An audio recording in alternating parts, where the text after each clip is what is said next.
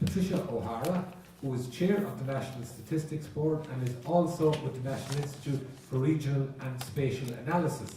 And the title of Patricia's paper is What Future for the Regions? In the 2000s, regional development had a fairly serious focus in national policy. We had balanced regional development, we had the National Spatial Strategy, and at the same time the importance of regions was being recognised internationally. And so there was a sense of promise and possibility, which somehow got lost in the mistakes of the boom and in the impact of the crisis as national concerns have dominated, as you know, over the last 5 years. So what I want to do in this paper here is look at, well, how have the regions fared? What happened in the boom? What's happened since the boom? What should happen now? And what are the issues? So in a way, this is a story. It's a story of mistakes and failures, and it's a story of the long-term consequences of the failures. Particularly the failures of policy. We know now what works internationally, we know what doesn't work here, and we need to make sure we don't make the same mistakes again. So that's my starting point. I have 5 more sections from where I am now, and they're listed there. I won't go through them. You can see them for yourself. I'm not going to talk either about regional and rural. There's a section in the paper about that and the difficulty that it poses, the lack of clarity around the definition of regional development and rural development.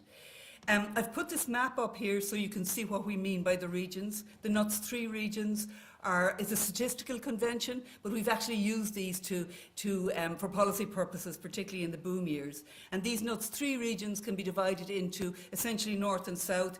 NUTS 2 regions, that is the border Midlands and West region in the north, and the southern and eastern regions in the south. So that's just by way of giving you an orientation.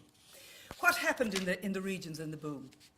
Well, some very interesting and exciting things happened. And I suppose I'm speaking to you now from a perspective of having worked in regional development during the boom, having gone, if you like, from being an academic, from looking at regional development in a theoretical and academic way to actually being involved in practice in a very exciting time, namely the decade of the 2000s. When there really was a sense of promise and possibility in the regions. We had job growth, and that job growth of course drove population increase and vice versa. And in that period, the quality of life in the regions was very clearly valued, and there was a real eagerness to live outside the main centres and live outside the main cities, because when we talk about the regions, effectively that's what we're talking about. And that was driven by, that was actually given effect rather by people coming back from abroad, in particular by new people coming in from abroad, and that gave a huge vitality to the regions. That was reflected in demographic growth. Towns began to grow, and so that over the period of the last 20 years or so, we haven't really grown our cities very much. We've grown our towns. We've become a more urbanised society, but our towns have grown. But it's important to remember that the employment growth, which drove all of this demographic and other vitality in the regions, was mainly in construction and services and the public sector. It was predominantly those 3 sectors that were responsible for the employment growth, and that's important to remember because it has a huge impact, obviously, on the when the crash came. Now, the important question: did all this growth lessen the differences between the better off and the poorer regions? The answer, unfortunately, is no. There was relatively little impact. Some, and we're going to look at it in a minute, but really the impact was only beginning to get started when the crash came. And here are the trends in gross value added. Now, gross value added is the conventional way we use to measure regional differences. It's not a very adequate measure indeed, or a very well-rounded measure, but it is a measure of output in the regions. And when we look at that, when we look at this graph here, what we see is the gap between the regions narrowed only very slightly, as you can see, during the boom. This goes from 2002 to 2007. The state is in black. Dublin and the southwest are in blue, and they continued as the highest performing regions during the boom. As you can see, they're being consistently above the national average.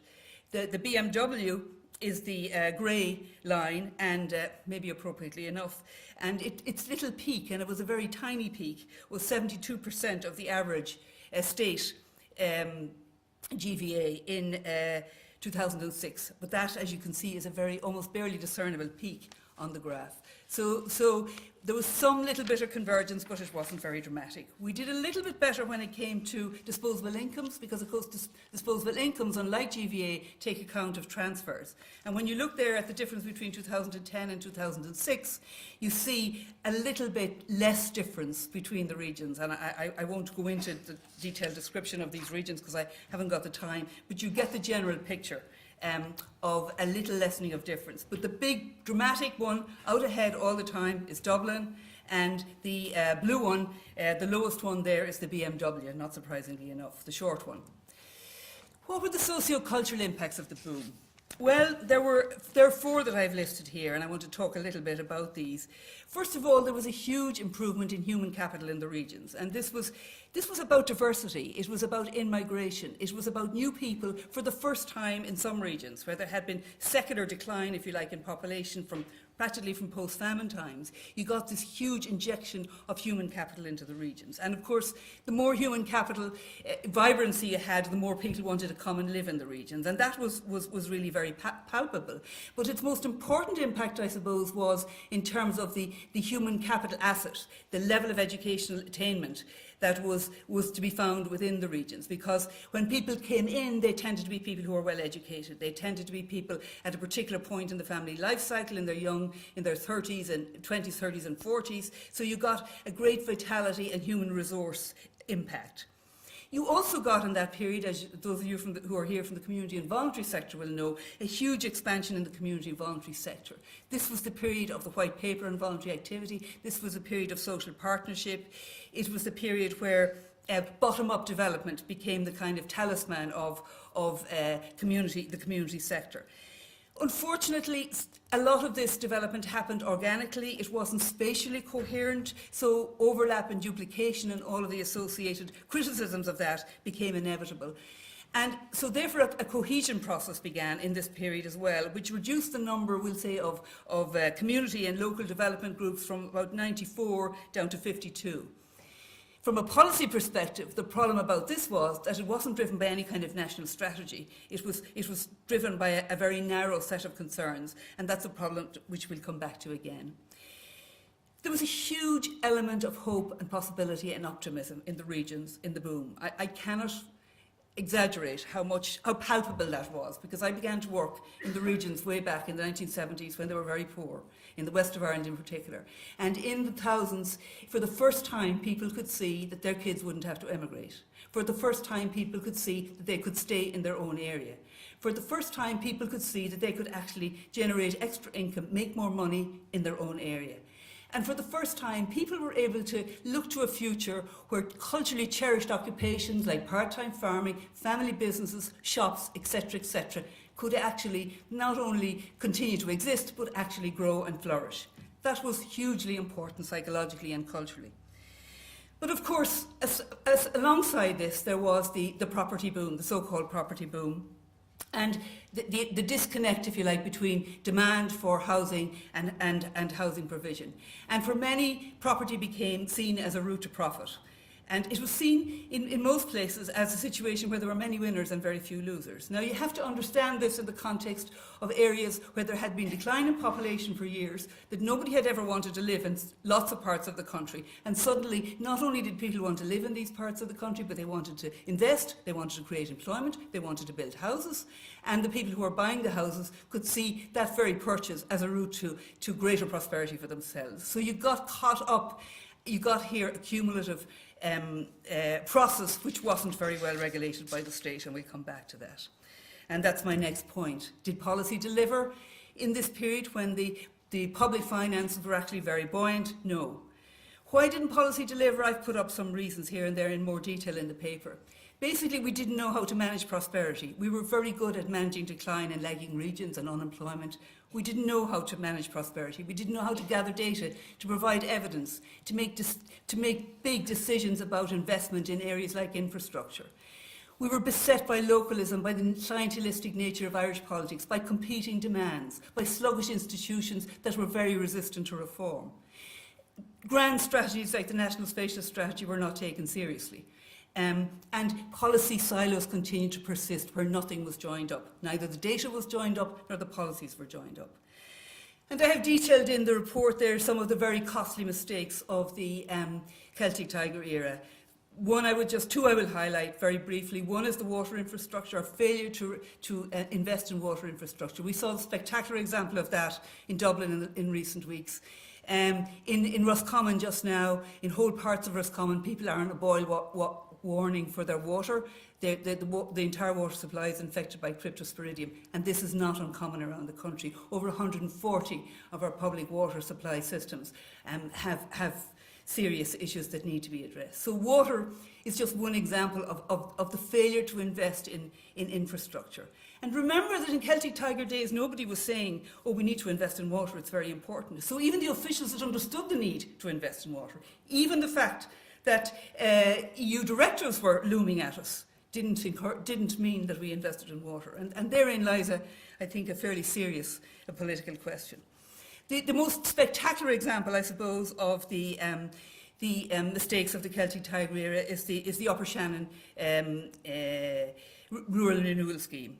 And this is the one that left one of the more spectacular examples of a scheme that left a legacy of ghost estates, inappropriate housing, huge oversupply of housing, so that Leitrim had a housing vacancy rate of 31% in 2011, compared to a national average of 15%. And Leitrim is full of apartment buildings. And so I suppose the argument that I'm making in the paper is that strategies to address structural deficiencies in the regions, to improve the infrastructure, to improve the skills pool, to improve the quality of life so as to attract inward investment and grow indigenous enterprises, were much more likely than these kinds of schemes to deliver sustainable regional development. So what happened after the collapse? Well, after the collapse, a number of things happened which are listed in this slide, and I'm going to go through them here. The first one is that the gap widened. The trends in regional and regional gross value added between 2005 and 2010 can show you that the gap has widened between the regions. I suppose a few kind of key statistics to just highlight that. In 2005, the GVA per person in the BMW region was 71% of the state average. By 2010, this had fallen to 66%. But within the BMW regions, there were much more dramatic falls. So the Midlands fell by 10 percentage points, from 69% to 59%. The border fell from 71% to 58%. So some very dramatic declines in the regions. And all the time, Dublin, the southwest and the southeastern, generally the southeastern NUTS 2 region, doing relatively well. But Dublin there, as you can see, really stands out, and the southern and eastern region on the top of the graph.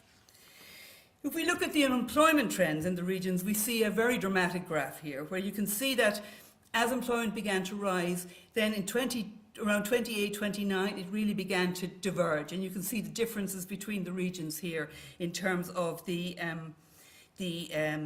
unemployment rates. And the details of this are in the paper. And remember that these rates do not take account of the people who have emigrated in search of work. Also remember that these differences in unemployment rates or loss of employment reflect differences in the sectoral mix in the regions.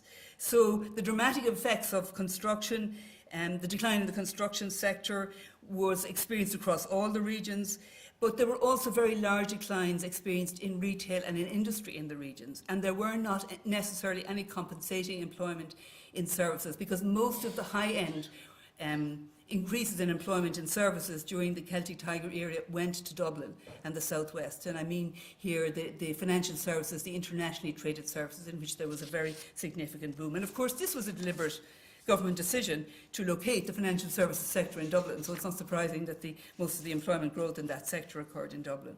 I want to give you just a couple of slides to give you an idea of the contrast between what happened in Dublin and what happened in the southeast regions.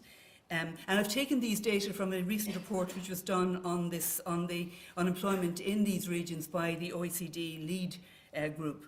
So these are taken from that study. And I suppose what this slide shows you really is the difference in sectoral employment between Dublin and the southeast in 2012.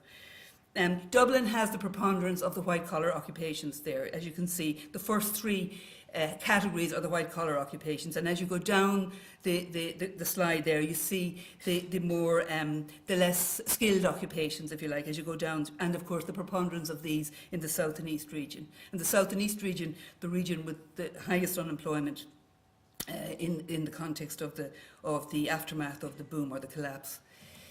And you can see here just a map, a visual representation of unemployment in the Dublin region. And the paler the colour, the lower the unemployment. And what's interesting here is you get predominantly a pale colour around Dublin, except for a few small unemployment black spots. Contrast this with the southeast region, where you get, first of all, a much greater number of people who are unemployed, percentages unemployed, but you also get a much greater spatial dispersal of unemployment and some black spots in really predominantly rural areas. Really significant consequences, of course, of this kind of pattern for regional development, some of which has been adverted to already.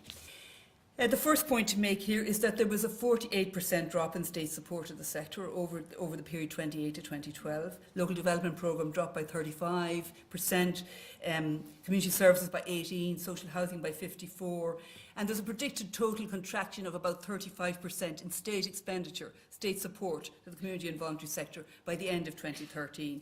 Predicted loss of about 11,000 jobs in this context.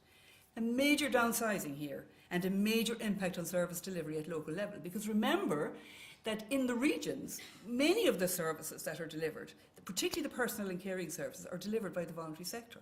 So this is having a real major impact on the life quality of people in the regions. So the other, I suppose, really dramatic impact of the recession in the regions has been its impact on towns. And I've tried to capture here some of what has happened. Firstly, it has been about the disillusionment and loss of hope that there is, especially among young people in towns. And I think this is really brought home to us in the recent survey, which was conducted in UCC, where it showed that almost half of the people who emigrated actually had jobs before they left, and only a quarter of them are unemployed. So in many cases, people are leaving rural regions and leaving the regions, not just the rural regions, but all of the regions of Ireland, are leaving because they are disillusioned, because they have no faith in the future, because they have a loss of hope. And that's really significant.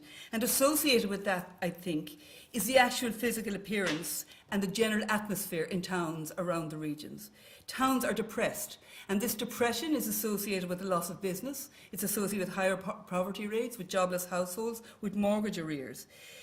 But if you try to understand what happened was that much of the job growth in the towns which thrived during the Celtic Tiger years was driven by locally traded services, the small businesses, the hairdressers, the shops, the coffee shops, the various small businesses which thrive in small towns when people have money to spend and people have jobs. Now there is no money to spend, or people are saving, or people don't have jobs. So you get this commensurate depression and you see it visibly you see it in closed premises, in plummeting property prices, in derelict buildings, and in a general air of despair and depression.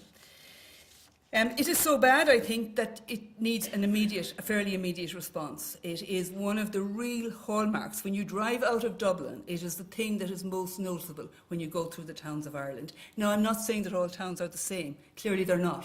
There are towns have developed in various places for very particular reasons. So some towns are tourist towns, and they are not so bad. Other towns were serving local markets which have collapsed, and they're not in a good situation. Other towns are where they are because of their particular location. They're on a river, they're at a railway station, or whatever. But the general point holds that there is a real serious issue in the regions in relation to the condition and the current state of Irish towns. And of course, none of this was helped by policy, which by a lack of policy in relation to towns in the past, where we failed to really take into consideration the impact on town centres, for instance, of building outside and of allowing particular kind of retail developments to happen outside the context of any kind of central planning strategy. So that's the situation. What do we know from international experience? What we know from international experience is that while big metropolitan areas tend to dominate, and we've seen that very clearly in what we've seen already, it is not the case that less developed regions can't make a contribution to growth. In fact, it's quite the opposite. Less developed regions are considered nowadays the engines of economic growth, and studies which have been done in the OECD in particular of fast and slow-growing economies show that less developed regions accounted for 43% of total aggregate OECD growth between 1995 and 2007. I think that's a really important point to grasp, that not only are regions important, but they're actually important for structural growth in economies, and that lagging regions are actually inefficient and pull down the overall growth of economies. But not only that, growing regions can deliver both efficiency and equity benefits, which is a very important point.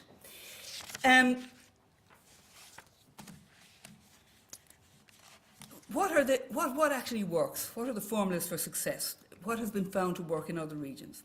Well, the barriers to success vary widely, so it's not a question of one size fits all, and that's not appropriate. But what's really important is to recognise is human capital matters most. That's very clearly coming out of all the studies of regions around Europe. And what does that mean? It means that reducing the number of people in any region with low skills actually makes more difference to that region's viability and its growth than increasing the share with high skills. Because and the reason for that is, and you all know this from the regions you know about, is because low to medium skilled workers tend to be less mobile. High skilled workers are mobile, they move out, they emigrate, they leave. But the low skilled ones are the ones who get caught in the poverty trap, or who get caught in the welfare trap, if they're not reskilled. And so that is a key finding from all of the OECD work. The second key finding that I've highlighted in the slide is that place-based policies are the most effective kind of policies, because they are the ones that can be tailored most effectively to local conditions. And most of the research has shown that the most common formula for success, and of course a lot of this research, needless to tell you, is based on experiences in Nordic countries. You know, Sean has already pointed to us, already drawn our attention to Nordic countries as a kind of talisman for so much social enlightenment, if you like. But in the case of regions, they are good. They are the ones that are seen also as being very successful in terms of their regional growth strategies.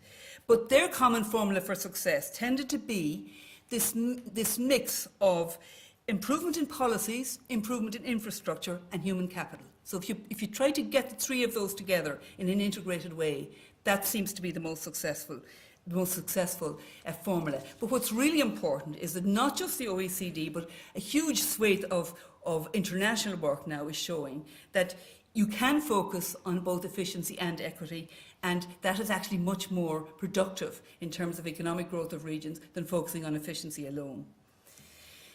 Bottom-up is most effective when bottom-up development and top-down development are the ideal combination, but bottom-up development in particular is most effective when it's combined with top-down strategies that has power, capacity and credibility, and I'll come back to some of this. The second point is that policy packages are more important than individual measures, so you try to put things together in a package.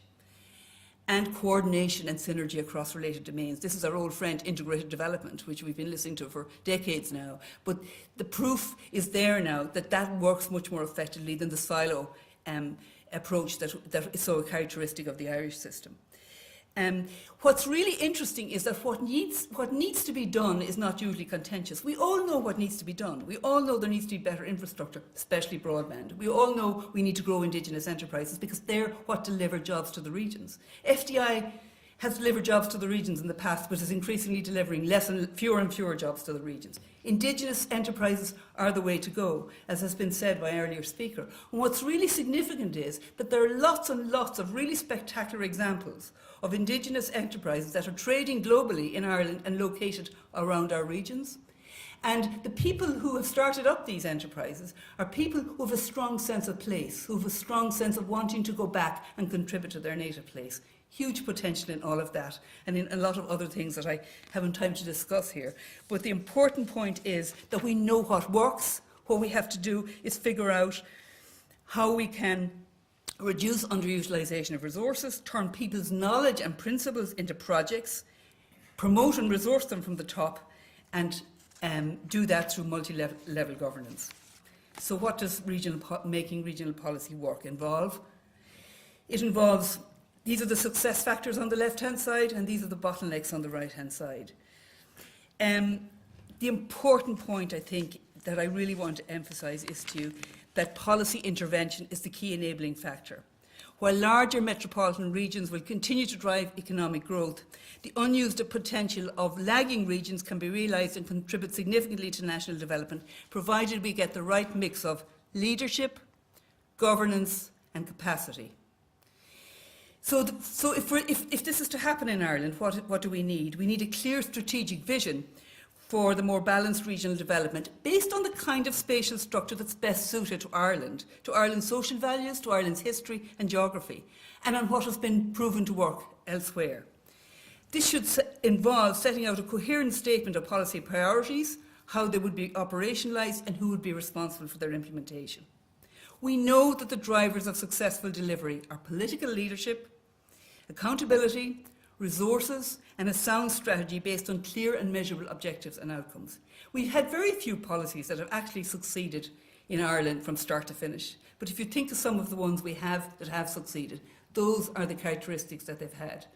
And I don't want to mention any because I know it would be just totally contentious if I said such and such a policy succeeded. But there are some. And if you look at the characteristics that they have, those are the kinds of things that you will find.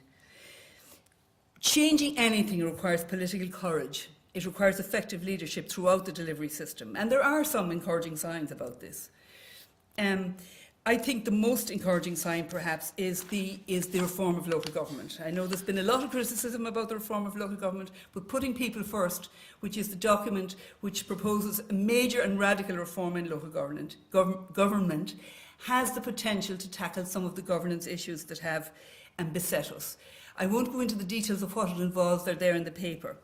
But I think that they have really, that the reforms proposed, which are reforms in regional structures, in county structures, in how counties operate, in how counties support enterprise, etc. I think they could really address some of the problems that have beset the Irish institutional system for years, including things like insufficient coherence in policy, lack of regional focus in economic development policy, and most particularly the disconnect between locally based development and government structures. Because there's a huge disconnect between the community development sector out here, which is doing a lot of the work on the ground, and the local government structures. And there's a real commitment now to try to address some of these issues.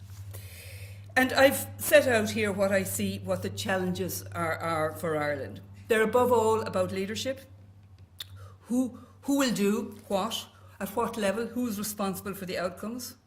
How can we make government work? How can we engage citizens?